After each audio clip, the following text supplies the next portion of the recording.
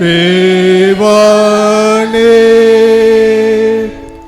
ஆவியே வாரோ.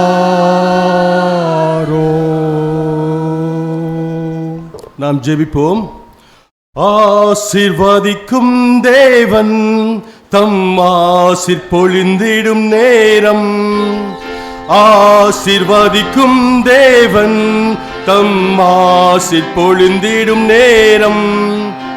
பெருக்கத்தை அளித்திடும் தேவன் நம்மை பெருக செய்வார் இவ்வருடம். பெருக்கத்தை அளித்திடும் தேவன் நம்மை பெருக செய்வார் இவ்வருடம். பலத்தின் மேல் பலனே, கிருபையின் மேல் கிருபை, மகிமையின் மேல் மகிமை. பரிசுத்தம் பரிசுத்தமே என் வாழ்வில், பரிசுத்தம் பரிசுத்தமே.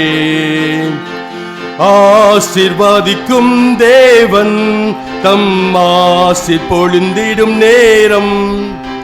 பெருக்கத்தை அளித்திடும் தேவன் நம்மை பெருக செய்வார் இவ்வருடம். பெருக்கத்தை அளித்திடும் தேவன் நம்மை பெருக செய்வார் இவ்வருடம். ஆம் கர்த்தாவே, இந்த வருடம் நீர் செழிப்பான பாதைகளை கொண்டு போவதற்காக நன்றி செலுத்துகிறேன் அப்பா. இப்பொழுதும் நீர் எங்களை உலகம் தோன்றுவதற்கு முன்பாகவே நீர் எங்களை தெரிந்து கொண்டிருக்கிறீர். நீர் உலகம் தோன்றுவதற்கு முன்பாகவே எங்களை நீர் ஆசீர்வதிக்கிறீர். அதற்காக நன்றி தகப்பனே. இப்பொழுதும் உம்முடைய வார்த்தை அப்பா நீங்கள் பேசுங்க, நாங்கள் கேட்கிறோம். இயேசுவின் மூலம் கேட்கிறேன், நீங்கள் நல்ல பிதாவே. ஆமேன் ஆமேன் ஆமேன். தேவனுடைய வார்த்தையை உங்களுடைய பகிர்ந்து கொள்ள தேவன் கொடுத்த கிருபைக்காக நான் தேவனுக்கு நன்றி செலுத்துகிறேன். இரண்டாவதாக என்னை ஊழிய பாதையில் பேசலாம் தெரியாது எனக்கு, ஆனால் நம்ம ஆயர் தான் என்னை பேச வச்சு இன்றைக்கி பல இடங்களில் என்னை பயன்படுத்துகிறாரு. அதனால் ஆயர் குடும்பத்துக்கும் அவர்கள் குடும்பத்தாருக்கும் நன்றியை தெரிவித்துக் கொள்கிறேன். மூன்றாவதாக நீங்கள் தேவனுடைய வார்த்தையை நீங்கள் கேட்க அமர்ந்திருக்கிறீர்கள், உங்களை நான் அன்போடு வரவேற்கிறேன். இன்றைக்கு சிஎஸ்ஐ டயசிஸ் இன்றைய தியானத்துக்குரிய தலைப்பு, தென்னிந்திய திருச்சபையின் இன்றைய தியானத்துக்குரிய தலைப்பு என்னன்னா, the goodness of creation. The goodness of creation, படைப்பின் நன்மைத்தன்மை. படைப்பின் நன்மைத்தன்மை. எனக்கு அன்பான தேவ பிள்ளைகளே, நம்ம 4 வேத பாடத்தை வாசித்தோம். அதிலே இந்த தியானத்திற்கு ஏற்ப நம்ம 2 வேத பகுதியில் நம்ம பார்க்க போகிறோம். அப்போஸ்தலனாகிய பவுல் எபேசியருக்கு நிருபம் 1ஆம் அதிகாரம் 3ஆம் வசனத்தை வாசிக்க கேட்போம். அப்போஸ்தலனாகிய பவுல் எபேசியருக்கு நிருபம் 1ஆம் அதிகாரம் 3ஆம் வசனம்.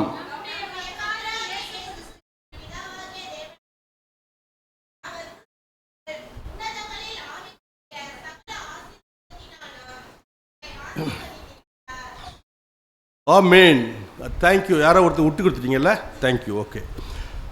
எபேசியர் 1ஆம் அதிகாரம் 3ஆம் வசனத்தில் என்ன சொல்லப்படுதுன்னா, நம்முடைய கர்த்தராகிய இயேசு கிறிஸ்துவின் பிதாவாகிய தேவனுக்கு ஸ்தோத்திரம், அவர் கிறிஸ்துவுக்குள் உன்னதங்களிலே ஆவிக்குரிய சகல ஆசீர்வாதத்தினாலும் நம்மை ஆசீர்வதித்திருக்கிறார். ஹல்லேலூயா. எனக்கு அன்பான தேவ பிள்ளைகளே, இந்த எபேசியர் 1ஆம் அதிகாரம் 3ஆம் வசனத்தில் என்ன சொல்லுதுன்னா, நம்ம அங்கே என்ன பார்க்குறோம் அப்படின்னா, அவர் நம்மை ஏற்கனவே ஆசீர்வதித்திருக்கிறார், ஆசீர்வதித்து விட்டார். இந்த எபேசியர் 1ஆம் அதிகாரம் 3ஆம் வசனத்தில் மிகவும் ஆணித்தரமாக அந்த வசனம் சொல்லுது, அவர் நம்மை ஏற்கனவே ஆசீர்வதித்து விட்டார் என்று. ஆனால் நம்ம என்ன பண்ணுறோம்னா, அன்றாட ஜபங்களில் நம்ம வீட்டில் பண்ணாலும் சரி, நம்ம சர்ச்சில் பண்ணாலும் சரி, எந்த ஃபாஸ்டிங் ப்ரேயர் நைட் ப்ரேயரில் பண்ணாலும் சரி, ஆண்டவரே என்னை நீங்கள் ஆசீர்வதிங்க, பிதாவே என்னை நீங்கள் ஆசீர்வதிங்க, தேவனே என்னை நீங்கள் ஆசீர்வதிங்க, ஏசப்பா என்னை நீங்கள் ஆசீர்வதிங்கன்னு அந்த ஆசீர்வாதத்தின் வார்த்தையை நம்ம தான் கண்டுபிடிச்ச மாதிரி நம்ம தினமும் ஜபத்தில் என்னை ஆசீர்வதிங்க ஆசீர்வதின்னு சொல்கிறோம். ஆனால் அந்த எபேசியர் 1ஆம் அதிகாரம் 3ஆம் வசனத்தில் மிகவும் தெளிவாக ஆணித்தரமாக அவர் நம்மை சகல விதமான ஆசீர்வாதத்தினாலும், மாம்சத்துக்குரிய ஆசீர்வாதத்தினாலும், சகல விதமான பரலோகத்துக்குரிய ஆவிக்குரிய ஆசீர்வாதத்தில் அவர் நம்மை ஆசீர்வதித்திருக்கிறார், ஏற்கனவே ஆசீர்வதித்து விட்டார் இந்த வசனம் சொல்லுதுங்க. பாருங்க, ஒரு குழந்தை இருக்கு, அந்த குழந்தை போய் அவங்க அப்பா கிட்ட கேட்குது, அப்பா எனக்கு ஒரு பேனா வாங்கி கொடுங்கன்னு கேட்குது. அப்போ அவங்க இப்போ என்ன சொல்றாருன்னா, அம்மா நான் உனக்காக ஏற்கனவே நான் டேபிள் மேலே வாங்கி வச்சிருக்கேன், நீ போய் எடுத்துக்கலாம் அப்படின்றாரு. அப்போ அந்த அந்த குழந்தை அந்த பேனாவை எடுக்காம அது திருப்பி மறுபடியுமா வருது, அப்பா எனக்கு வந்து ஒரு பேனா வாங்கி கொடுங்க. அம்மா நான் தான் சொன்னேனம்மா, நான் ஏற்கனவே உனக்கு நான் அந்த பேனா வாங்கி வச்சுட்டேனம்மா, நீ போய் எடுத்துக்கோ அப்படின்றாரு. அப்போ அந்த அந்த குழந்தை போயிட்டு எடுத்தா. இப்போ பேனா யாருடையது என்றால் பேனா அவங்க அப்பாவுடையது. அந்த பேனா எங்கே இருக்குன்னா, அந்த பேனா டேபிள் மேலே இருக்கு. அந்த குழந்தை போய் எடுத்துருச்சுன்னா அந்த பேனா யாருக்குங்க சொந்தம்? அந்த குழந்தைக்கு சொந்தம், அப்படிதானே? ஆமீன். அப்ப பாருங்க, இந்த சகல விதமான ஆசீர்வாதமும் யாருடையது என்றால் அது நம்ம அப்பா இயேசுடையது. ஹல்லேலூயா, ஆமீன். யாரு? சகல விதமான ஆசீர்வாதமும் நம்ம அப்பா இயேசுடையது. அது எங்க இருக்கு அந்த ஆசீர்வாதம் அப்படின்னா, தேவன் எங்க வச்சிருக்காருன்னா அது கிறிஸ்து இயேசுக்குள்ள, அது உன்னதங்களிலே இருக்கிறது. அது உன்னதங்களில் எங்க இருக்கு அந்த ஆசீர்வாதம்? சகல விதமான ஆசீர்வாதம் எங்க இருக்குன்னா அது உன்னதங்களிலே, அது கிறிஸ்துவுக்குள்ள இருக்கிறது. அதை நம்ம போய் எப்படி எடுக்க வேண்டும் என்றுனா, இப்போ வந்து பார்த்தீங்கன்னா நம்ம உலகத்தில் வாழ்ந்துட்டு இருக்கோம். அந்த பூமியில் நம்மளுக்கு எல்லாத்துக்கும் ஒரு அக்கௌண்ட் இருக்கும், பேங்க் அக்கௌண்ட் இருக்கும். பாருங்க, எல்லாத்துக்கும் அக்கௌண்ட் இருக்கும். மினிமம் பேலன்ஸ் எடுத்துருப்பானுங்க, அது வேற விஷயம். அப்போ பாருங்க, எனக்கு ஒரு அக்கௌண்ட் சாம்சன் தேவசகாயத்துக்கு ஒரு அக்கௌண்ட் இருக்கு அப்படின்னா, அந்த அக்கௌண்ட்ல என் பணம் தான் இருக்கு. ஆனால் நான் போய் பேங்க்குக்கு போயிட்டு சாம்சன் வந்திருக்கேன், ஒரு 10,000 ரூபாய் கொடுங்க, ஒரு 1,00,000 ரூபாய் கொடுங்கன்னா அவங்களால கொடுக்க முடியாது. ஏன்னா ஒரு சில ப்ரொசீஜர் வச்சிருக்காங்க. அது என்ன ப்ரொசீஜர்னா, நம்ம செக் எடுத்து நம்ம ஃபில் பண்ணி தரணும். நம்மளுக்கு தேவையான அமௌண்ட்டை ஃபில் பண்ணி கொடுத்தாதான் அந்த கேஷை நம்ம வித்ட்ரா பண்ண முடியும். அதே மாதிரி ஏடிஎம் மிஷினுக்கு போகும்போது அங்கே ஒரு ஏடிஎம் கார்டு கொடுத்துருப்பாங்க, ஒரு பின் நம்பர் கொடுத்துருப்பாங்க. அந்த கார்டை ஏடிஎம் மிஷினில் விட்டுட்டு அந்த நம்ம கேட்குற அமௌண்ட்டை கொடுத்தா அந்த அமௌண்ட் வரும். மற்றபடி நான் வந்து பேங்க்கில் போயிட்டோ இல்லை ஏடிஎம் மிஷின் இப்போ நான் முன்பாக நின்று சாம்சன் தேவசகாயம் வந்திருக்கேன், எனக்கு ஒரு 10,000 ரூபாய் கொடுங்க, 1,00,000 ரூபாய் கொடுங்கன்னா அந்த மிஷினும் தராது, பேங்க்கும் தராது. அப்போ உலகளாவிய இந்த பேங்க்ல, இந்த பூமியில வாழும்போது மாம்சத்துக்குரிய பேங்க்ல ஒரு ப்ரொசீஜர் இருக்கும்போது, அதே மாதிரி பாருங்கன்னா உன்னதங்களில் கிறிஸ்துவுக்குள்ள இருக்கிற பேங்க், அந்த பேங்க்ல நம்ம போய் எடுக்கணும் அப்படின்னா நம்மளுக்கு சில ப்ரொசீஜர்லாம் இருக்கு. பாருங்க, அது என்ன ப்ரொசீஜர்னா, அது விசுவாசத்தை கொண்டுதான் நம்ம உன்னதங்களில் கிறிஸ்துவுக்குள்ள இருக்கிற அந்த சகல விதமான ஆசீர்வாதங்களை நம்ம பெற்றுக்கொள்ள முடியும். எனக்கு அன்பான தேவ பிள்ளைகளே, அப்போ வந்து விசுவாசத்தை செலுத்தி விசுவாசத்தை கொண்டுதான் நம்ம அந்த பேங்க்ல போயிட்டு நம்ம சகல விதமான ஆவிக்குரிய ஆசீர்வாதமும் பூமிக்குரிய ஆசீர்வாதம் நம்ம பெற்றுக்கொள்ள முடியும். அப்போ பாருங்க, அப்போ அந்த செக்கு தாங்க, அந்த செக்கு தான் விசுவாசம், அந்த ஏடிஎம் கார்டு தான் விசுவாசம். அப்போ விசுவாசம் என்பது அது ப்ரொசீஜர், அதை கொண்டு தான் நம்ம செலுத்தி அது அந்த விசுவாசத்தை வச்சு தான் நம்ம அது பேங்க்ல பெற்றுக்கொள்ள முடியும். பாருங்க, நான் ஒன்று சொல்றேன். ஒரு ராஜா ஒருத்தர் இருந்தார், அவர் பேர் சாலமோன் ராஜாங்க. அவர் அந்த பேங்க்குக்கு எப்படி போறாருன்னா விசுவாசத்தோட போறாரு. விசுவாசத்தோடு போய் இந்த பேங்க்ல கேட்கிறாரு, எனக்கு ஞானத்தை கொடுங்கன்னு கேட்கிறாரு. அப்போ அது பேங்க்கு கேட்குது, எதுக்காக உனக்கு ஞானம் அப்படின்னு. என்னுடைய மக்களை நான் பாதுகாக்கணும், ஞானத்தை கொடுங்கன்னு கேட்குது. அந்த பேங்க் என்ன செய்யுதுன்னா, அவர் கேட்ட ஞானத்தை மட்டும் தராம அவர் கேட்காத ஐஸ்வர்யத்தையும், சொத்து சம்பத்து, தங்கம், வைரம், வைடூரியம் இதெல்லாம் கொடுத்து அவர் கேட்காத இன்னொன்று தராங்க, ஆயுஷ் காலமும் தராங்க. அவர் கேட்காத ஆயுஷ் காலத்தை கொடுக்குறாங்க. பாருங்க, அந்த பேங்க்ல ஒன்று கேட்டா அந்த பேங்க்ல இருக்கிறது மொத்தத்தையும் கொடுக்குற. அது எங்க பேங்க்னா அது உன்னதங்களில் கிறிஸ்துவுக்குள்ள இருக்கு. ஐயா, பேங்க்ன்றீங்க, கிறிஸ்துவுக்குள்ள இருக்குன்றீங்க, அங்க என்னதான் இருக்கு நீங்க கேட்கலாம். நமக்கு தேவையான அந்த பேங்க்ல பலன் இருக்கிறது, அந்த பேங்க்ல நமக்கு தேவையான சுகம் இருக்கிறது, அந்த பேங்க்ல நமக்கு தேவையான ஆரோக்கியம் இருக்கிறது, அந்த பேங்க்ல நமக்கு தேவையான இரக்கம் இருக்கிறது, அந்த பேங்க்ல நமக்கு தேவையான கிருபை இருக்கிறது, அந்த பேங்க்ல நமக்கு தேவையான ஞானம் இருக்கிறது, நமக்கு தேவையான அறிவு இருக்கிறது, நமக்கு தேவையான தயவு இருக்கிறது, நமக்கு தேவையான புகழ் இருக்கிறது, நமக்கு தேவையான ஐஸ்வர்யம் இருக்கிறது, நமக்கு தேவையான நித்திய ஜீவன் அதில் இருக்கிறது. அப்ப பாருங்க, ஹல்லேலூயா. அண்ணா எட்வர்ட் ராஜனா உடனே அல்லேலூயா சொல்லிட்டாரு பாருங்க அவரு. தேங்க்யூ. அந்த பேங்க்ல சகலமா இருக்குதுங்க. அந்த பேங்க்ல சகலமும் பூமிக்குரிய ஆசீர்வாதங்களும் மாம்சத்துக்குரிய ஆசீர்வாதமும் ஆவிக்குரிய ஆசீர்வாதமும் பரலோகத்துடைய ஆசீர்வாதமும் அனைத்து அந்த பேங்க்ல இருக்கு. அந்த பேங்க்ல போய் நம்ம சாலோமோன் ராஜா மாதிரி கேட்டீங்கன்னா அந்த பேங்க்ல உள்ளது எல்லாமே நம்மளுக்கு கிடைக்க நம்ம பெற்றுக்கொள்ள முடியும் விசுவாசித்தால். ஹல்லேலூயா. 4ஆம் வசனத்தை படிங்க. எபேசியர் 1ஆம் அதிகாரம் 3 வாசிச்சிட்டீங்க, இப்ப 4 படிங்க.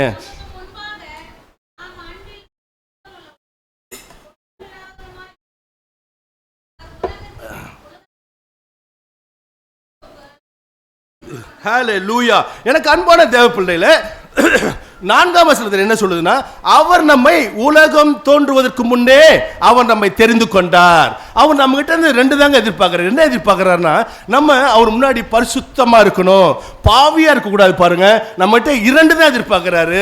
அது என்னன்னா, ஒன்று பரிசுத்தமா இருக்கணும், இன்னொன்று என்னன்னா, நம்ம அவர் மேல அன்பு செலுத்துறோம்ல, அன்பு செலுத்தும் போது அந்த அன்புல குற்றம் இல்லாமல் இருக்க வேண்டும். அந்த வசனத்தில் அதான் போட்டுருப்பார், பரிசுத்தமா இருக்கணும் ஒன்று. 2வது வந்து நம்ம அன்பில், அதாவது நம்ம மனுஷங்க முன்னாடி பேசுவோம், உள்ளத்தில் ஒன்று வச்சு பேசுவோம், வெளியே ஒன்று நம்ம பேசுவோம் பாருங்க. அந்த மாதிரி இல்லாமல் அவர்கிட்ட நம்ம அன்பு செலுத்தும் போது அந்த அன்பு குற்றம் இல்லாமல் இருக்கணும்னு சொல்லிட்டு வசனம் சொல்லுதுங்க. அப்போ பாருங்க, நம்ம அப்படி இருந்தால் நம்மளை எப்படி தெரிந்து கொண்டாரா அவர்? நம்ம என்னமோ இன்னைக்கு காலையில் கிளம்பி கஷ்டப்பட்டு வந்திருக்கோம் நினைப்போம். கிடையாது பாருங்க, அவர் நம்மை உலகம் தோன்றுவதற்கு முன்பாகவே நம்மை நான் அறிந்திருக்கிறேன், நான் தெரிஞ்சு கொண்டேன்னு சொல்றாரு. அவர் 2வது என்ன சொல்றாருன்னா, நான் உலகம் தோன்றுவதற்கு முன்பாகவே உங்களை நான் ஆசீர்வதித்து விட்டேன் சொல்றாங்க. நம்மளை அவர் உலகம் தோன்றுவதற்கு முன்பாகவே நம்மை அவர் ஆசீர்வதித்து விட்டார். ஆதியாகமம் 1ஆம் அதிகாரம் வசனம் 25-26 வாசிக்க கேட்போம். ஆதியாகமம் 1ஆம் அதிகாரம் 25-26.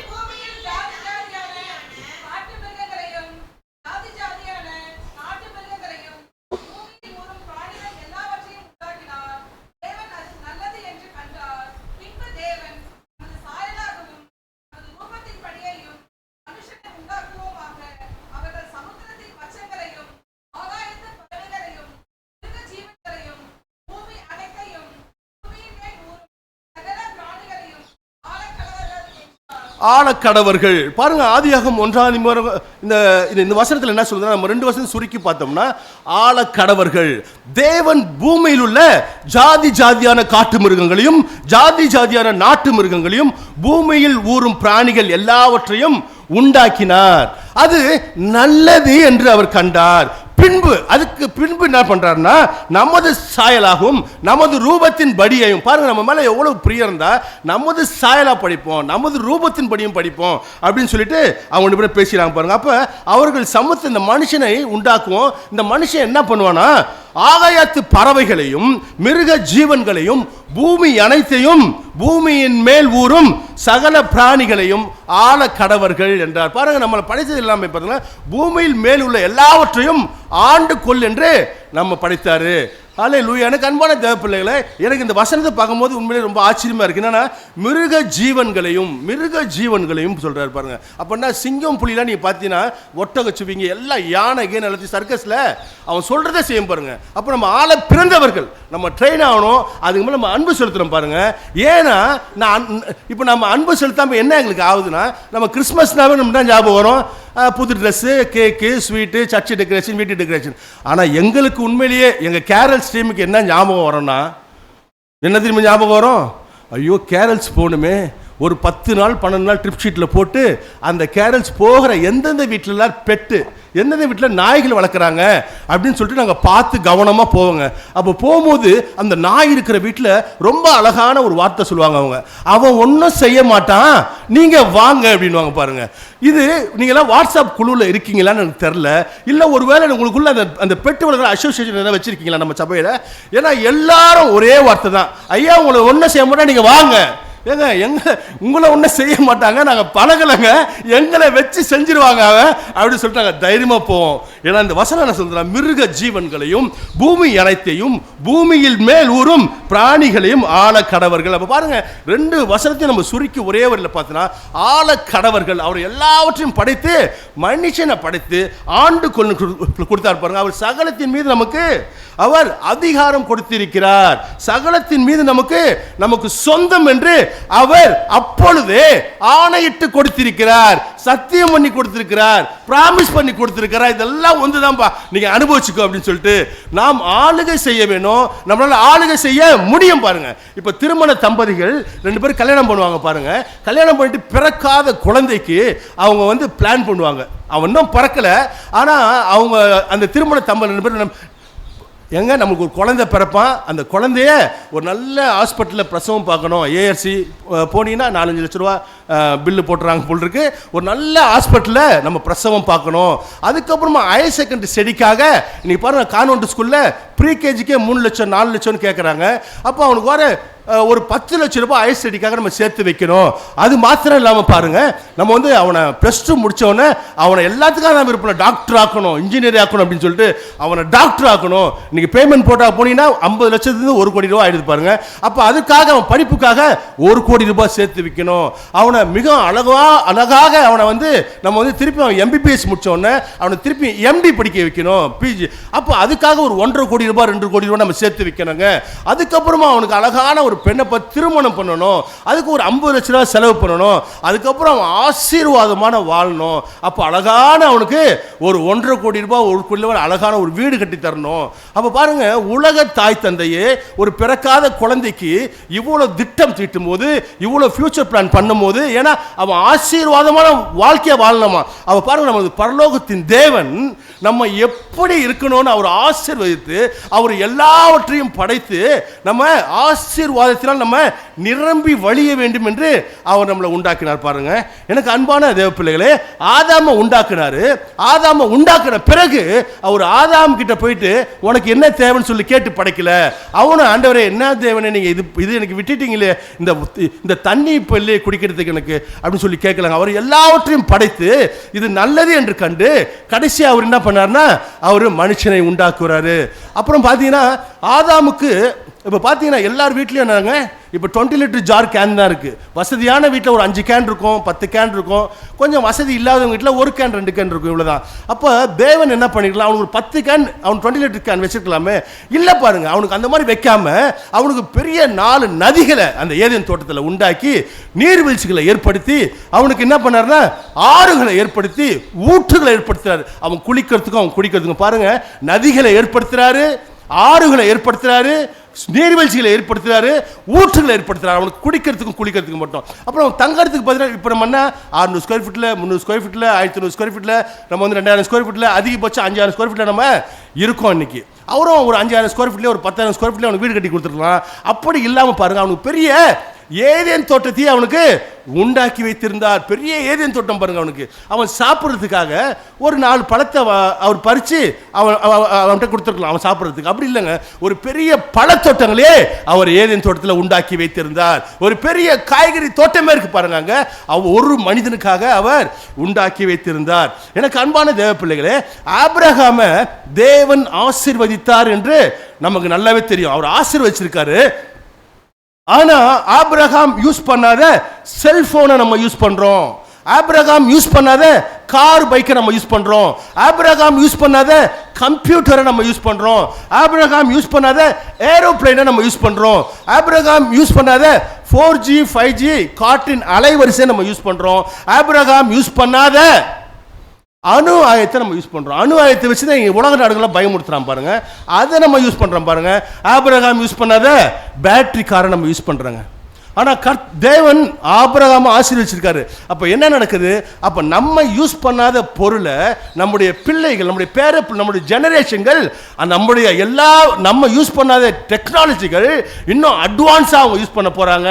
நம்ம அப்ப பார்த்தோம்னா நம்மளால பார்க்க மாட்டோம், நம்ம யோசிக்கிட்டு இருப்போம்.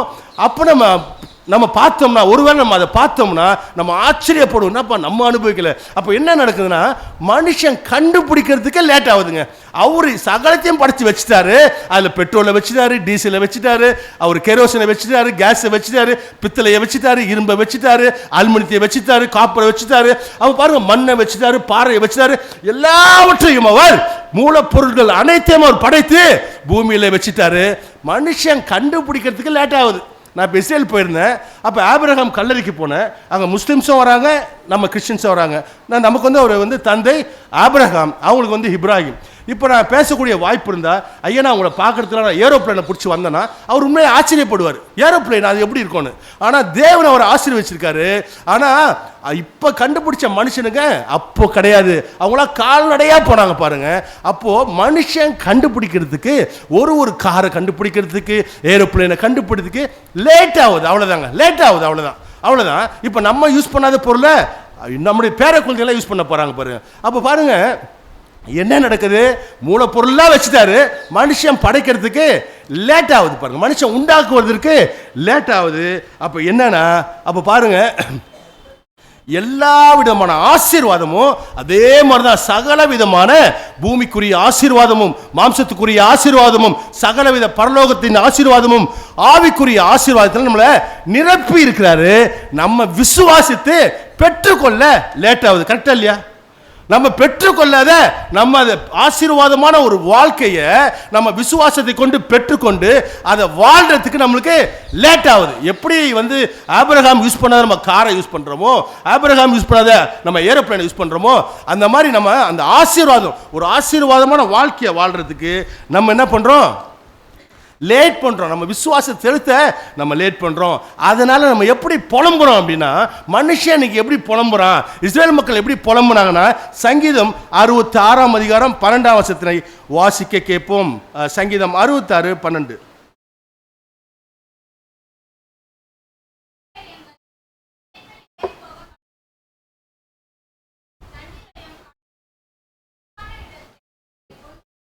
ஹல்லேலூயா. எனக்கு அன்பான தேவ பிள்ளைகளே, இப்படி ஆசீர்வாதத்தினால் நம்ம தேவன் நம்மளை நிரப்பி இருக்கிறாரு.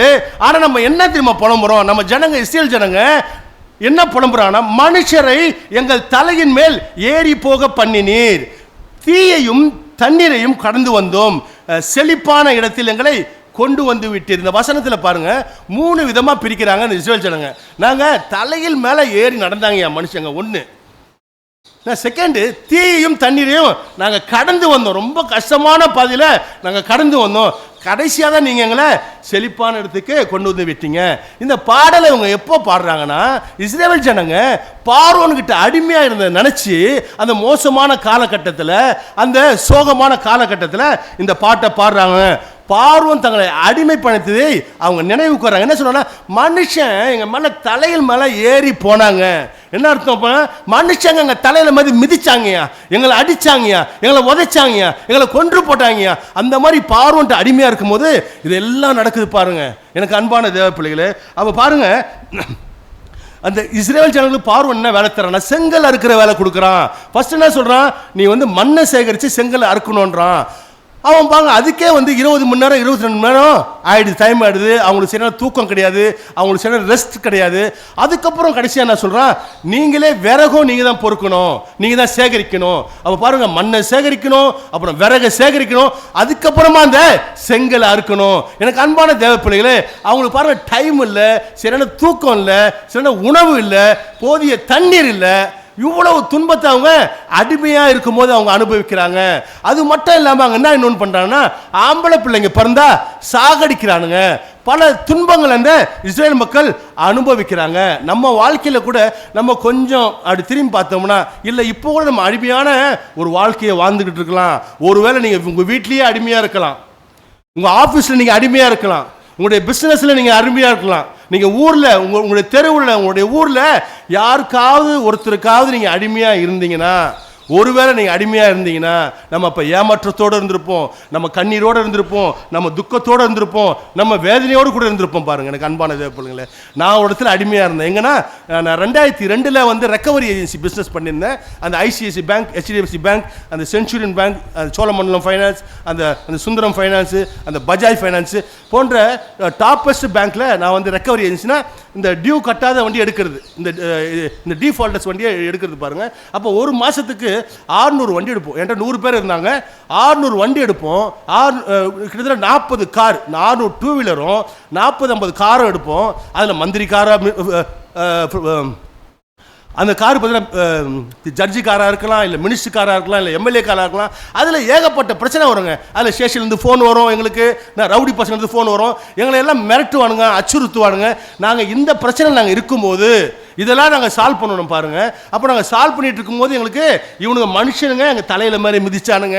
அந்த போலீஸ்காரனுங்க ஃபோன் பண்ணுவானுங்க, ஐயா அந்த வண்டி எடுத்தீங்களா, வாங்க சீக்கிரமாக வாங்க, நீங்கள் உங்கள் மேலே தான் கம்ப்ளைண்ட் இருக்குன்னு சொல்லிட்டு. அப்போ பாருங்க, போலீஸ் மிதிச்சான், ரவுடி மிதிச்சான், எல்லாம் எம்எல்ஏ எம்பி ஜட்ஜி எல்லாம் எங்கள் தலைமலேறி மிதிச்சாங்க. அப்போ பாருங்க, இவங்க மிதிச்சாங்க, ஓகே. எங்களுக்கு பாஸ் தான் இருங்க. இப்போ HDFC பேங்க், ICICI பேங்க்னா அந்த பக்கெட் மேனேஜர் ஒருத்தர் இருப்பான். அவன் எங்களுக்கு டார்கெட், இத்தனை வண்டி எடுக்கணும், எவ்வளோ எடுத்து கொடுத்தாலும் பத்தாது, எவ்வளோ கமிஷன் கொடுத்தாலும் பத்தாது, அவங்களுக்கு எவ்வளோ கமிஷன், அதாவது வந்து எவ்வளோ கலெக்ஷன் பண்ணாலும் அவங்களுக்கு பத்தாது. பாருங்க, இன்னும் டார்கெட் இன்னும் கொடுத்துக்கிட்டே இருப்பாங்க. அப்போ பாருங்கன்னா, நம்ம ஒரு டைமில் நமக்கு இந்த தொழிலே வேணாடா, அப்பா இவ்வளோ மனுஷங்க நம்ம தலையில மேலே ஏறி மிதிக்கிறாங்களே, நம்மளை அடிக்கிறாங்களே, காசு வந்தாலும் நமக்கு வேணாப்பா அப்படின்னு சொல்லிட்டு வந்துடும் பாருங்க. ஆனால் இஸ்ரேல் மக்கள் அப்படி கிடையாது. அங்கே அடிமையா இருக்காங்க பாருங்க. அங்கே அடிமையா இருந்தவங்க பல துன்பங்களை அவங்க ரொம்ப அனுபவிக்கிறாங்க பாருங்க. அப்போ பாருங்க என்ன நடக்குதுன்னா பாருங்க, அவங்க அங்கே இருக்க முடியல. அப்போ தேவன் என்ன பண்ணுறாருன்னா இஸ்ரேல் மக்களை மோசேவை அவர் கொண்டு அந்த இஸ்ரேல் மக்களை மீட்டு கொண்டு வந்தார். இன்றைக்கு கூட நான் சொல்கிறேங்க, நீங்கள் ஒரு வீட்டில் உங்கள் வீட்டில் அடிமையாக இருக்கலாம், உங்களுடைய ஆஃபீஸில் அடிமையாக இருக்கலாம், உங்களுடைய பிஸ்னஸில் நீங்கள் அடிமையாக இருக்கலாம், உங்கள் ஊரில் உங்கள் தெருவில் நீங்கள் அடிமையாக இருந்தீங்கன்னா உங்களையும் இஸ்ரேல் மக்களை காப்பாற்றின தேவன் உங்களுக்கு இப்போ காப்பாற்ற மோசேவை அனுப்ப மாட்டாருங்க. இயேசுவாவே அவரே வந்திருக்காரு. இயேசுவே வந்து உங்களை காப்பாற்றுவார், மீட்டெடுப்பார். அதுக்கு அப்போ பாருங்க ரெண்டாவது என்ன சொல்றாங்கன்னா, அவங்க தீயையும் தண்ணீரையும் கடந்து வந்தோம். இது வந்து ரெண்டாவது வழி இஸ்ரேல் மக்களுக்கு. இது ரெண்டாவது, நாங்கள் தீயையும் தண்ணீரையும் கடந்து வந்தோம். அவங்க எப்படி சொல்றாங்கன்னா, ஐயா நாங்கள் நடந்து வந்த பாதை இருக்குல்ல, இது நாங்கள் தீயில வந்த மாதிரி இருக்கு. ஏன்னா வனாந்தரத்தில் வந்துட்டாங்க. இப்போ அடிமைத்தனத்தில் வனாந்தரத்தில் வந்துட்டாங்க. ஐயா நாங்கள் எப்படி தெரியுமா வந்தோம், நாங்கள் வரும்போது தீயில நடந்த மாதிரி இருந்துச்சியா, நாங்கள் வரும்போது தண்ணீரில் மூழ்கின மாதிரி இருந்துச்சியா. அப்போ என்ன அர்த்தங்க, தண்ணீரில் ஸ்விம் பண்ணாத தெரியாதவனை ஒருத்தனை போட்டால் அவன் தத்தளிச்சு செத்த போயிடுவான் பாருங்க. அப்போ ரெண்டு பாதையுமே மரண பாதையில் நாங்கள் நடந்து வந்தோம். அப்போ நடந்து வரும்போது என்ன நடக்குது நான் பாருங்க, அப்போ மண்ணா அன்றன்று இவங்க தேவனை நோக்கி பார்க்குறோம், அந்த மண்ணா பொழியும் பாருங்க. அப்போ மண்ணா பொழியும் போது அங்கே என்ன நடக்கும் அப்படின்னா, அந்த மண்ணாவை சேகரிக்க முடியாது.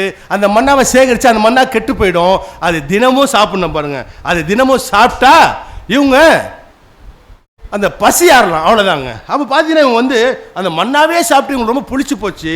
அப்போ கேட்குறாங்க, நாங்கள் கறி சாப்பாடு சாப்பிட்ணும், அது எங்களுக்கு உதவி செய்யுங்கன்னு கேட்குறாங்க. அப்போ வந்து யாத்திராகம் 16 அதிகம் 12 வாசிக்காதீங்க. அந்த யாத்திராகம் 16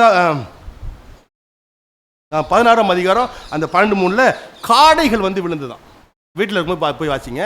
காடைகள் அமிச்சாங்க. மாலையில் காடை வந்து விழுமா, காலையில் மண்ணா வந்து விழுமா. அப்போ இது ரெண்டுமே அவங்க 40 வருஷமா அவங்க சாப்பிட்டுக்கிட்டு அவங்க அந்த வனாந்திரத்தை கடக்கிறாங்க பாருங்க. அப்போ பாருங்க 40 வருஷமா அந்த வனாந்திரத்தை கடக்கிறாங்க. அப்போ பார்த்தீங்கன்னா ஒரே ட்ரெஸ்ஸை போட்டிருக்காங்க. 40 வருஷமா ஒரே ட்ரெஸ்ஸு, ஒரே செருப்பு. ஏதோ நினைக்கல சாம்சனை ஏதோ கதை சொல்கிறாருன்னு இல்லை. அந்த உபாகம் 29 அதிகாரம் 5 வசனத்தில் வாசிக்கிறீங்களா, அந்த வசனத்தில் ஒரே 40 வருஷமா இஸ்ரேல் ஜனங்க ஒரே கலர், ஒரே ட்ரெஸ்ஸு, ஒரே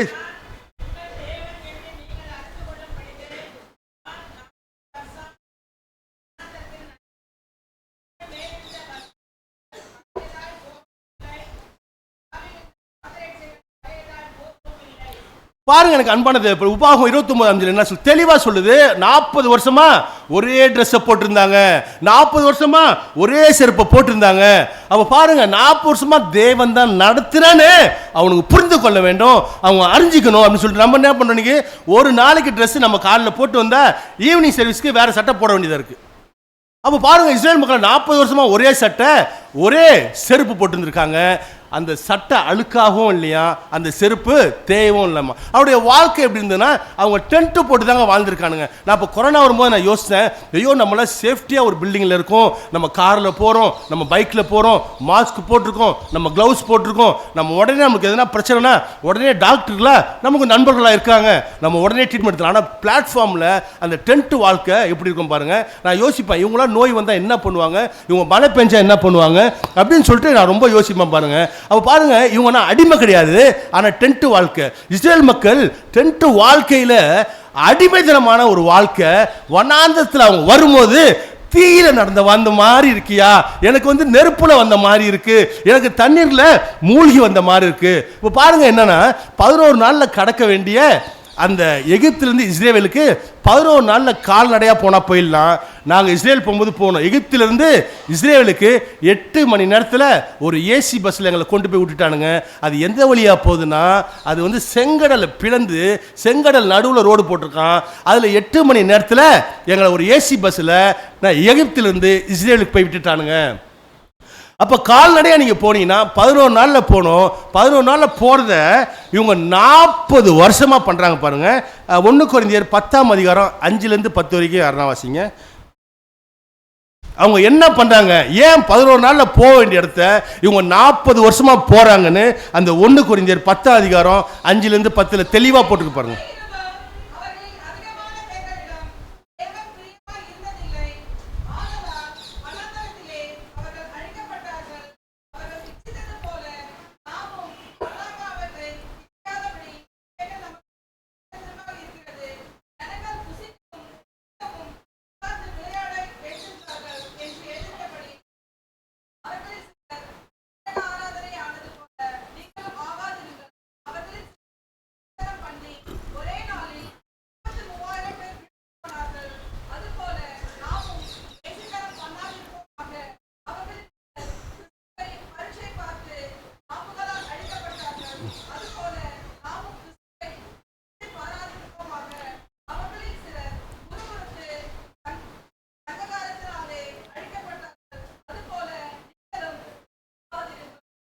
ஹல்லேலூயா, ஆமென். இப்போ பாருங்க, இந்த வசனத்தை நான் ஏன் 5 வசனம் 10 வசனம் படிக்க சொன்னேன்னா, ஏன்னா கொஞ்சமாவது தெரியணும் பாருங்க நமக்கு. அது ஏன் அந்த மாதிரி 11 நாளில் நடக்க வேண்டிய அந்த கடக்க வேண்டிய இடத்த 40 வருஷமா அவங்க கடக்கிறாங்கன்னா, இவங்க அந்த இடத்துல புசிச்சாங்களாம், குடிச்சாங்களாம், வேசித்தனம் பண்ணாங்களாம், உட்கார்ந்தாங்களாம், அவங்க விளையாடினாங்களாம், அவங்க கர்த்தரை முறுமுறுத்தாங்களாம், அவங்க விக்கிர ஆராதனை செய்தாங்களாம், அவங்க கர்த்தரை பரீட்சை பார்த்தாங்களாம். கர்த்தர் மேலே சந்தை அவர் தான் நடத்துறது, ஆனால் அவரே பரீட்சை இதெல்லாம் எங்கே பண்ணுறாங்க? அவங்க வனாந்தர பாதையில் பண்ணுறாங்க. இப்போ நான் காலையில் சர்ச்சுக்கு நான் வரணும். அப்போ நான் பாருங்கள் 8 மணிக்கு நான் வீட்டை விட்டேன்னா என்னதான் காலையில் அவ்வளோ டிராஃபிக் இருக்காது, கொஞ்சம் நெஞ்சம் டிராஃபிக் இருந்தாலும் 8:15 நான் இங்கே சர்ச்சில் இருப்பேன் பாருங்கள். அப்போது நான் அந்த மாதிரி நான் வனாந்திரத்தில் நான் ரோட்டில் வரும்போது நான் 8 மணிக்கு நான் வீட்டை விட்டேன்னா 8:15 இங்கே இருப்பேங்க. அதை விட்டுட்டு நான் வந்து ரோட்டு தெருவில் என் ஃப்ரெண்டை பார்த்து கொஞ்ச நேரம் அப்படியே பேசிட்டு அப்படியே அந்த முனையில் சர்மா நகர் முனையில் அப்படி கொஞ்சம் டீயை குடிச்சிட்டு அப்புறம் மகேஸ்வரி ஹோட்டலில் ஒரு 2 பரோட்டா ஒரு 4 இட்லி சாப்பிட்டுட்டு அங்கே ஒரு கிரவுண்ட் இருக்குது, அப்படியே பக்கத்தில் கிரிக்கெட்டு பேஸ்கெட் பால்லாம் விளையாடிட்டு இப்படி வந்தால் 1/4 ஹவரில் வர்றதை 25 நாள் ஆகும் பாருங்கள். அப்படி தான் இவங்க இஸ்ரேல் மக்கள் பண்ணாங்க. வேசித்தனம் பண்ணாங்களாம், வேசித்தனம் பண்ணாங்க, இவங்க குடிச்சாங்க, டைரெக்டாக போட்டுருக்காங்க, குடிச்சாங்க, அவங்க ட்ரிங்க்ஸ் பண்ணாங்க, அவங்க குடிச்சாங்க, புசிச்சாங்க, உட்கார்ந்தாங்க, விளையாடினாங்க, வேசித்தனம் பண்ணாங்க, விக்கிர ஆராதனை. யார் நடத்துறது? யாருது? அவர் தான் நடத்திக்கிட்டு வர்றார், தேவன் தான். ஆனால் இவங்களுக்கு ஒரு சிலை வச்சு கும்பிடுறாங்க பாருங்க. விக்கிர ஆராதனை செய்தாங்க, கர்த்தரை பரீட்சை பார்த்தாங்க, கர்த்தருக்கு விரோதமான எல்லா விதமான பாவங்களையும் அவர்கள் செய்தார்கள். ஹல்லேலூயா. ஏன் வாசிக்க சொன்னா அதில் வசனத்தில் ரொம்ப தெளிவாக இருக்கும். இதெல்லாம் அவங்க பண்ணாங்க, ஒரு வசனத்துக்கும் அப்படிதான் படிச்சீங்க. இதை நீங்கள் பண்ணாதீங்க, வேசித்தனம் நீங்கள் பண்ணாதீங்க, நீங்கள் முறுமுறுக்காதீங்க, நீங்கள் விக்கிர ஆராதனை பண்ணாதீங்க. அதனால தான் அந்த 5 வசனத்தை படிக்க சொன்னாங்களே.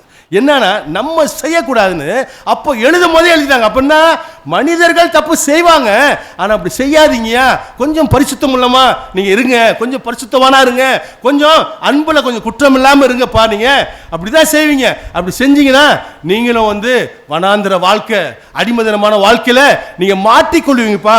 நீங்கள் செழிப்பான இடத்துக்கு நீங்கள் போகணும். ஹல்லேலூயா. எனக்கு அன்பான தேவ பிள்ளைகளே, அங்கே பாருங்க, அந்த செழிப்பான இடத்துக்கு கானான் தேசத்துக்கு அவங்கள கூட்டிகிட்டு போனோம். அப்போ பாருங்க, இந்த 11 நாளில் கடக்க வேண்டிய இடத்த 40 வருஷமாக கடந்ததுனால பாதி பேர் அதில் ஒரு 25-30 அங்கேயே செத்துட்டாங்களாம் பாருங்க. அப்போ அங்கேயே ஒரு 1/4 பேர் கானான் தேசத்தையே பார்க்கல பாருங்க. அப்போ பார்க்காம இருந்துட்டாங்க. நம்ம கூட வனாந்தரத்தில், நம்ம கூட அடிமைத்தனமாக இருக்கும்போது, நம்ம கூட வனாந்தரத்தில் எந்த பிஸ்னஸும் இல்லாமல் இருக்கும்போது, எந்த ஒரு செழிப்பான வாழ்க்கையில் இல்லாத போது நம்ம என்ன பண்ணக்கூடாது? விளையாடக்கூடாது, நம்ம டிவியை பார்க்கக்கூடாது, அதிக நேரம் டிவியில் செலவு பண்ணக்கூடாது, நம்ம செல்ஃபோனில் அதிக நேரம் நம்ம செலவு பண்ணக்கூடாது, நம்ம தேவையில்லாத கதைகளை நம்ம மனுஷங்கிட்ட பேசக்கூடாது. நம்ம சீக்கிரமாக கடந்து அந்த அடிமைத்தனத்திலிருந்து, அந்த வனாந்திரத்திலிருந்து நம்ம சீக்கிரமாக கடந்து நம்ம எங்கே போனோம்? நம்ம செழிப்பான ஒரு இடத்துக்கு போனோம் பாருங்க. பாருங்க, ஒரு பக்தன் இப்படியாக பாடுகிறான். ஆனந்தமாய் இன்ப கானான் ஏகிடுவேன், தூய பிதாவின் முகம் தரிசிப்பேன். ஆனந்தமாய் இன்ப கானான் ஏகிடுவேன், தூய பிதாவின் முகம் தரிசிப்பேன். சேற்றின் என்னை தூக்கி எடுத்து மாற்றி உள்ளம் புதிதாக்கினாரே. சேற்றின் என்னை தூக்கி எடுத்து மாற்றி உள்ளம் புதிதாக்கினாரே. கல்லானையன் உள்ளம் முறுக்கிய கல்வாரியே, கண்டு நன்றியுடன் பாடிடுவேன். கல்லானையன் உள்ளம் முறுக்கின கல்வாரியே, கண்டு நன்றியுடன் பாடிடுவேன். ஆனந்தமாய் இன்ப கானான் ஏகிடுவேன், தூய பிதாவின் முகம் தரிசிப்பேன். இது நம்ம வாழும் போது நம்ம கானான் தேசத்துடைய வாழ்க்கையை நம்ம அனுபவிக்கணுங்க. இது ப்ரிவியூ, பரலோக மெயின் பிக்சரு. நம்ம இப்போ இருக்கிறது ப்ரிவியூங்க. அப்போ இந்த பாடல் நம்ம எப்போ போடுறோம்? சாவில் பாடுறோம் பாருங்க. என்ன நம்ம செத்து போன பிறகு கானான் தேசம் பரலோகத்துக்கு போகணுமா, அங்கே தேவனை முகமுகமாக தரிசிக்கணுமா? இல்லை, தேவனுடைய அன்பை, தேவனுடைய பாசத்தை நம்ம இங்கேயே ஓடணும் பாருங்க. அதனால தான் நம்ம இங்கேயே அடிமைதனம் வாழ்க்கையிலிருந்து வனாந்திர வாழ்க்கையிலிருந்து நம்ம சீக்கிரமா வந்துட்டு, யாராவது அங்கே இருந்தீங்கன்னா சீக்கிரமா வந்துட்டு, நான் கூட ஒரு காலத்தில் அடிமைதனமா இருந்தேன், வனாந்திரத்தில் இருந்தேன், ஆனால் இன்னைக்கு செழிப்பான இடத்துல கர்த்தர் என்னை கொண்டு வந்து விட்டிருக்கிறார், இஸ்ரேல் மக்களையும் கொண்டு வந்து விட்டார். இப்போ மூன்றாவது அவங்க என்ன பண்ண போறாங்கன்னா, இப்போ என்ன அவங்க சந்தோஷமா சொல்றாங்கன்னா, செழிப்பான இடத்தில் என்னை கொண்டு வந்து விட்டீர். செழிப்பான இடத்துல ஃபர்ஸ்ட் வந்து என்ன சொன்னாங்க, எங்க தலை மேல ஏறி மிதிச்சாங்கயா அப்படின்னு சொன்னாங்க. ரெண்டாவது பாயிண்ட் என்ன சொன்னாங்கன்னா, தீயையும் தண்ணீரையும் நாங்கள் கடந்து வந்தோம். மூன்றாவது இப்ப என்ன சொல்றாங்கன்னா, என்னை செழிப்பான இடத்துல கொண்டு வந்து விட்டீர். ஹல்லேலூயா. தேவன் கடைசியா இஸ்ரேல் மக்களை எங்க கொண்டு வந்து விட்டாருங்க? செழிப்பான இடத்துல கொண்டு வந்து விட்டார். ஹல்லேலூயா. இஸ்ரேல் மக்களை விட்ட தேவன் உங்களையும் என்னையும் செழிப்பானத்துக்கு கொண்டு போக அவர் நேற்றும் இன்றும் என்றும் மாறாதவராக இருக்கிறார். அவர் வல்லவராக இருக்கிறார். பாருங்க, இந்த பாலும் தேனும் ஓடுகிற தேசம்னா என்னங்க? கானான் தேசத்தில் அப்படியா பிரதர் ஓடுது நீங்க சொல்லுவீங்க. நான் இஸ்ரேல் போகும்போது நான் பார்த்தது என்னன்னா, அங்கே பஸ்ஸில் என்னை கூட்டிட்டு போனாங்க. இங்கேருந்து ஏரோப்ளேனு அங்கேருந்து பஸ்ஸில் போகும்போது அந்த எகிப்திலேருந்து இஸ்ரேல் ஜனங்க அந்த அந்த இடத்துக்கு நாங்கள் 8 மணி நேரத்தில் போயிட்டு அங்கே போய் ஃபுல்லாக அந்த பஸ்ஸில் சுற்றி காட்டினாங்க, எல்லா இடத்தையும் காட்டினாங்க. அப்போ அங்கே பார்த்தீங்கன்னா ஆட்டு மந்தைகளும் மாட்டு மந்தங்களும் அங்கே அதிகமாக இருக்குங்க. மந்தையா அந்த இஸ்ரேல் அந்த தேசத்தில் இருக்கு பாருங்க. அப்போ பார்த்தீங்கன்னா இப்போ பாப்புலேஷன் அதிகமாக உள்ள இந்த டைம்லேயே, இந்த காலகட்டத்திலேயே இவ்வளோ மாடுகளும் ஆடுகளும் அங்கே இருந்துச்சுன்னா, அப்போ பாப்புலேஷன் இல்லாத அந்த நூற்றாண்டில் எவ்வளோ மாடுகள் எவ்வளோ ஆடுகள் இருந்திருக்கும். அப்புறம் பால் கறக்க முடியாமல் அந்த ஆடுகளும் மாடுகளும், அந்த மக்கள் தொகை கம்மியாக இருக்க பால் கறக்க முடியல. அப்போ அந்த ஆடுகளும் மாடுகளும் அது கண்ணுக்குட்டி போட்டு அந்த கண்ணுக்குட்டிக்கு அந்த பாலை கொடுத்துட்டு மீதம் உள்ள பாலை சுமந்துக்கிட்டது அப்படியே பாறை மேல அப்படி படுக்கும் போது அந்த பால் மடி இருக்குல்ல, அதுல பால் நிரம்பி அப்படி வலியும். அந்த பாறையில அந்த பால் மடி அழுத்தும் போது அந்த பால் அப்படியே பீறிட்டு அப்படியே ஆறு போல வருமாங்க. அந்த ஆட்டு மந்தில இருந்தும் அந்த மாட்டு மந்தை வரும்போது அந்த பாறையில் கீழே உள்ள தேன் கூட்டிலும் அந்த பாறைக்கு கீழே உள்ள காட்டு மரங்கள் செடிகள் அது மேலே வந்து இந்த அந்த பால் தேன் கூட்டில் விழுவோம். அப்போ தேன் கூட்டில் விழுவோம்னா பாலும் தேனும் சேர்ந்து யோர்தான் நதியிலும் அங்கே உள்ள எல்லா நதிகளிலும் அது கடந்து அப்படியே ஓடுமா பாருங்க. அப்போ அதுதான் பாலும் தேனும் ஓடுகிற கானான் தேசத்தில் இப்போ இந்த இஸ்ரேல் மக்களை கொண்டு வந்து விட்டுட்டாரு. இவனுங்க என்ன தண்ணிக்கே கஷ்டப்பட்டானுங்க. அடிமதனமா பார்வோன்ட்ட இருக்கும்போது ஒரு தண்ணிக்கு பஞ்சம், போதுமான தண்ணி இல்லை, இவங்களுக்கு போதுமான உணவு கிடையாது. ஆனா இங்க கானான் தேசத்துல பாலும் தேனும் ஓடுது, அதை இவனுங்க ஃப்ரீயா குடிக்கிறானுங்க. சில பேர் குளிச்சிருப்பானுங்க. இது இந்த மாதிரி நான் சொல்றது, ஒருவேளை என்னடா தண்ணிக்கே கஷ்டப்பட்டுமே இங்க பாலும் தேனும் ஓடுது அப்படின்னு சொல்லிட்டு சந்தோஷமா இருந்திருப்பாங்க. அது மட்டும் தரல, இஸ்ரேல் மக்களுக்கு தேவன் என்ன பண்றானா, அவர்கள் கட்டாத வீட்டை தராரு, அவர்கள் நடாத தோட்டத்தை தராரு, அவர்கள் வெட்டாத கிணறை தராருங்க. நடாத தோட்டத்தை தராரு, கட்டாத வீட்டை தராரு, அவர்கள் வெட்டாத கிணறு தராரு. பாருங்க, அங்க கானான் தேசத்துல பாலும் தேனும் ஓடுது. அது மட்டும் இல்லாம அங்க கட்டின வீடுகள் 4 BHK 3 BHK நான் ரியலைஸ் பண்ணலங்க, அங்கே அப்படிதான் இருந்திருக்கோன்னு நினைக்கிறேன் நான். அப்போ பாருங்க 4 BHK 3 BHK வீடு, அருமையான வீடுகள்லாம் அங்கே இருந்திருக்கும். அப்போ இந்த அனாதையா டென்ட்டில் வாழ்ந்தாங்க இந்த மக்கள், அனாதையா வாழ்ந்த மக்கள், டென்ட்டில் வாழ்ந்த மக்களுக்கு திடீர்னு ஒரு அப்பார்ட்மெண்ட்ஸ் வாழ்க்கை, திடீர்னு ஒரு கார்டன் போல ஒரு 4 BHK அந்த 3 BHKல அவங்க போய் குடி போகிறாங்க. அந்த வீட்டு உள்ள காம்பவுண்டில் பார்த்தீங்கன்னா கட்டாத வீடு, இவங்க உள்ள போயிட்டாங்க. அந்த காம்பவுண்டை சுற்றி நடாத தோட்டத்தில் வசிக்கிறாங்க. அங்கே காம்பவுண்டு உள்ள ஒரு அருமையான கிணறு பாருங்க, வெட்டாத கிணறு கர்த்தர் அவங்களுக்கு கொடுத்துருக்காரு. எனக்கு அன்பான தேவ பிள்ளைகளே, உங்களுக்கும் இந்த 2024 வருடத்தில் உங்களுக்கும் கர்த்தர் கட்டாத வீட்டை தரப்போகிறார், நடாத தோட்டத்தை உங்களுக்கு தரப்போகிறார், வெட்டாத கிணறு கர்த்தர் உங்களுக்கு கொடுக்க போகிறார். இந்த 2024 ஆண்டிலே உங்களுக்கு கட்டாத வீட்டை, உங்களுக்கு நடாத தோட்டத்தை, உங்களுக்கு வெட்டாத கிணறை கர்த்தர் கொடுக்க போகிறார். இஸ்ரேல் ஜனங்களுக்கு கொடுத்த அதே கர்த்தர் இன்றைக்கு நம் சபையிலே அசைவாடி கொண்டிருக்கிறார். கேளுங்க, அப்பா எனக்கும் அந்த இஸ்ரேல் ஜனங்களுக்கு கொடுத்தது போல கட்டாத வீட்டை கொடுங்க, நடாத தோட்டத்தை கொடுங்க, நாங்க வெட்டாத கிணறை கொடுங்க, நாங்க செழிப்பான இடத்துல தான்ப்பா. உங்களுடைய ஏமா தான் பாருங்க, அவருடைய ஏம், தேவனுடைய ஏம்னா நம்ம வனாந்தரத்தில் வாழணும், நம்ம அடிமையில இல்ல செழிப்பான இடத்துல கொண்டு போகணும் தான் கஷ்டப்பட்டு நடத்துறாரு. ஆனா நம்ம அங்கங்க பிரேக் ஆகிறோம் பாருங்க. அதனால எங்களுக்கு இஸ்ரேல் மக்களை ஆசீர்வதித்து போலவே எங்களையும் ஆசீர்வதிங்க. இப்ப என் கேள்வியெல்லாம் என்னன்னா, இப்ப நாம எந்த வாழ்க்கையில நம்ம இருக்கோம்? நம்ம அடிமைதனமான ஒரு வாழ்க்கையில இருக்குமா, அல்லது வந்து பார்த்தீங்கன்னா நம்ம வனாந்திர வாழ்க்கையில் இருக்குமா, இல்லை செழிப்பான வாழ்க்கையில் நம்ம இருந்திருக்குமா? இப்போ எங்கள் வீட்டுக்கு வந்து 500 ரூபாய் ஒரு நாளைக்கு போதும் அப்படின்னாக்கா, என்கிட்ட 250 ரூபா தான் இருக்குது அப்படின்னா அது அடிமைத்தனமான வாழ்க்கை. அது எங்கள் பார்வோன்ட்டு இருந்த அடிமைத்தனமான வாழ்க்கை, பத்தலை, ஏற்கனவே பசியில் தான் இருக்கும் பாருங்கள். அப்போ 500 ரூபாய் எனக்கு இருக்குது, 500 ரூபாய் போதும்னா அந்த வனாந்திர வாழ்க்கை. அந்த வனாந்திரத்தில் மண்ணா, அப்போ அந்த மண்ணாவை சேகரிக்க முடியாது, சேகரிச்சு அந்த மண்ணா கெட்டு போயிடும். அப்படின்னா 500 ரூபாய் இருந்தால் அது வனாந்திர வாழ்க்கை. 500 ரூபாய் தேவை பிரதர், என் கையில் 1000 ரூபாய் இருக்கு பிரதர், நான் இன்னும் மிச்சம் உள்ள 500ல் என் ஃப்ரெண்ட்ஸுக்கு நான் கொடுப்பேன், என் சொந்த பந்தங்கள் நான் கொடுப்பேன், என் திருச்சபை மக்கள் நான் கொடுப்பேன் அப்படின்னா செழிப்பான வாழ்க்கை. இன்னைக்கு எனக்கு 4 இட்லி போதும் அப்படின்னா அந்த 4 இட்லிக்கு பதிலாக எனக்கு இப்போ என் தட்டில் வந்து 2 இட்லி தான் இருக்குன்னா அது அடிமைத்தனமான வாழ்க்கை. இல்லை பிரதர் 4 இட்லி எனக்கு போதும், அந்த 4 தான் எனக்கு இருக்குன்னா அது வனாந்திர வாழ்க்கை. இல்லை பிரதர் 4 இட்லி இடத்துல என் தட்டில் வந்து 8 இட்லி இருக்குது அப்படின்னா அது செழிப்பான வாழ்க்கை. எனக்கு அன்பான தேவ பிள்ளைகளே, இப்போ நீ எந்த வாழ்க்கையில் இருக்கணும் நம்ம முடிவு பண்ணுங்க. நம்ம அடிமைத்தனமான ஒரு வாழ்க்கையில் இருக்கணுமா, நம்ம வனாந்திர வாழ்க்கையில் இருக்கணுமா, நம்ம செழிப்பான வாழ்க்கையில் இருக்கணுமா? அவ பாருங்க, ஒரு ஃபேமிலியில் ஒரு பையன் இருந்தாங்க. அந்த பையனை ரொம்ப செல்லம் கொடுத்து வளர்த்துட்டாங்க அவங்க பேரண்ட்ஸ்லாம், எங்கேயுமே வெளியே விடல பாருங்க அவனை. அப்போ அந்த பையன் வந்து ஒரு பயந்த சுவாபமா அந்த பையன் மாறிட்டான் பாருங்க, பயப்படுறான், எதை பார்த்தாலும் பயப்படுறான். அப்போ அவங்க அப்பா பண்ணாரு, அப்பா மகனே நீ ரொம்ப பயப்படுறப்பா, நான் உன் அப்பா உன்னை தைரியப்படுத்துறேன் அப்படின்னு சொல்லிட்டு அந்த பையனை காட்டுக்குள்ள கூட்டு போயிட்டாருங்க. காட்டுக்குள்ள கூட்டு போயிட்டு அவர் சொல்றார், நான் உனக்கு கண்ணை கட்ட போறேன், என்ன நடந்தாலும், புலி, சிறுத்தை, சிங்கம், யானை, ஒட்டகச்சிவிங்க எல்லாம் இருக்கு, ஆனா என்ன நடந்தாலும் நீ கண்ணு கட்ட அவுக்க கூடாது அப்படின்னு சொல்றாரு. அந்த பையன் ஓகேப்பா அப்படின்றான், நீ தைரியமா இருக்கணும்ப்பா அப்படின்னு சொல்லிட்டு கண்ணை கட்ட அவர் நல்லா கட்டிட்டாருங்க, விட்டுட்டு அவர் கட்டிட்டாரு. இப்போ அந்த பையன் வந்து 8வது 9வது 10வது 11வது 12வது 1வது 2வது மிட் நைட்ல பூச்சிகள் சத்தம், மிருகங்களின் சத்தம் எல்லாம் காதுகிட்ட வந்து கேட்குற மாதிரி இருக்கு, தலைமையில கேட்குற மாதிரி இருக்கு, கண்ணுக்கு முன்னாடி கேட்குற மாதிரி இருக்கு, அவன் நெத்திக்கு பின்னாடி, அவனை முதுகு பின்னாடி கேட்குற மாதிரி இருக்கு, அவனை சுற்றி பயங்கர சவுண்டா இருக்கு. அந்த பையன் என்ன பண்றான், அப்படியே உட்காந்துருக்கான், பயங்கர சவுண்டா இருக்கு. காலையில் 6 மணி ஆயிடுச்சுங்க. அப்போ அந்த பையன் கண்ணு கட்ட அவுக்குறான், அவங்க அப்பா முன்னாடியே உட்காந்துருக்காரு. அவங்க அப்பா அவனை விட்டு போல. அவ பாருங்க, ஏசப்பா உங்க கூட தான் இருக்கிறாரு, அவரு உங்க கூடவே தான் இருக்கிறாரு. அவரு